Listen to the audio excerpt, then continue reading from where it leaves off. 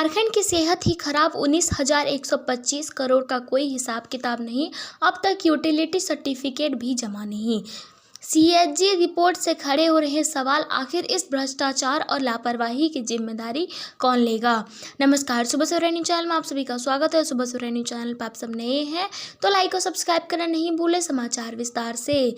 झारखंड की स्वास्थ्य सेवाओं की जर्जर हालत पर सीएजी की रिपोर्ट ने बड़ा पर्दाफाश किया है। सरकारी योजनाओं में घोटाले, कोविड फंड की बर्बादी, दवाओं की कमी और मातृत्व लाभ में गड़बड़ियां, हर तरफ अनियमितताओं का बोलबाला है।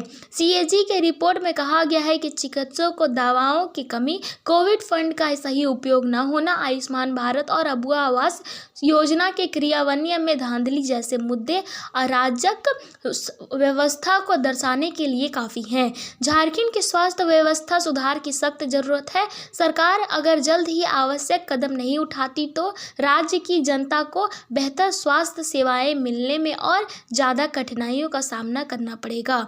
राज्य के सरकारी अस्पतालों में हालत इतने खराब है कि 65% से 95% तक जरूरी दवाएं उपलब्ध ही नहीं है। सरकार के दावे खोखले साबित हो रहे हैं और मरीजों को इलाज के लिए दर दर भटकना पड़ रहा है। रिपोर्ट कहती है कि एक और जहां अस्पताल, इंदौर ओपीडी, आईसीयू में जरूरी और आपातकालीन दवाओं की कमी है, वहीं झारखंड की दवा खरीदने के लिए बनाए गए कॉरपोरेशन के पास 1395.67 करोड़ रुपए रहने के बावजूद 2016 से 2022 तक दवा और उपकरणों की खरीद में सिर्फ 279.39 करोड़ 20% खर्च हो पाया। कॉरपोरेशन 77 से 88% आवश्यक दवा नहीं खरीद पाया। नतीजा यह हुआ कि अस्पतालों में दवाओं की कमी रही।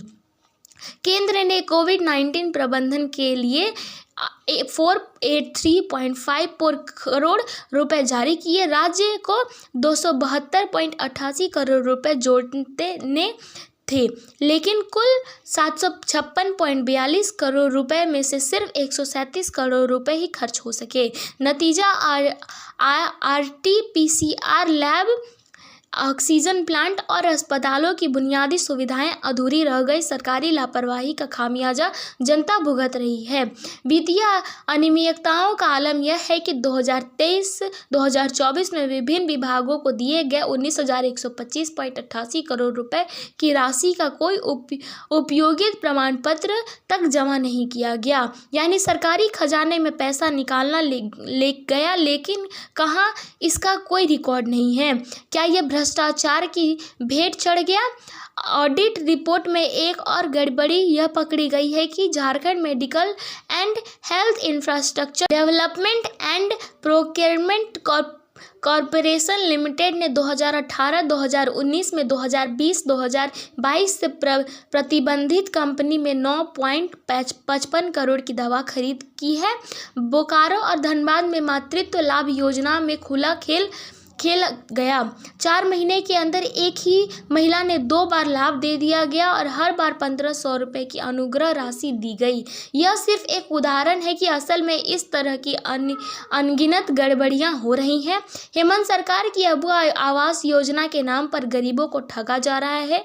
योजना की शर्तें ऐसी रखी गई हैं कि सिर्फ बड़े कॉरपोरेट अस्पतालों को फायदे मिले, जबकि ग्रामीण इलाकों के अस्पतालों को इसके बाहर कर दिया गया है। क्या सरकार सिर्फ बड़े अस्पतालों को फायदा पहुंचाना चाहती है? गरीब के लिए स्वास्थ्य सुविधाएं सिर्फ एक दिखावा बनकर रह गया है। सरकारी स्वास्थ्य सेवाओं की बदहाली ने निजी अस्पतालों को चांदी कर दी है। सरकार इस सिस्टम पूरी तरह फेल हो चुका है और आम जनता को इलाज के लिए महंगे निजी अस्पतालों का रुख करना पड़ रहा है। अगर सरकार ने जल्द ही जरूरी कदम नहीं उठाए तो झारखंड की जनता को बुनियादी स्वास्थ्य सेवाओं से भी वंचित करना पड़ेगा। सवाल यह है कि आखिर यह भ्रष्टाचार और लापरवाही की जिम्मेदारी कौन लेगा।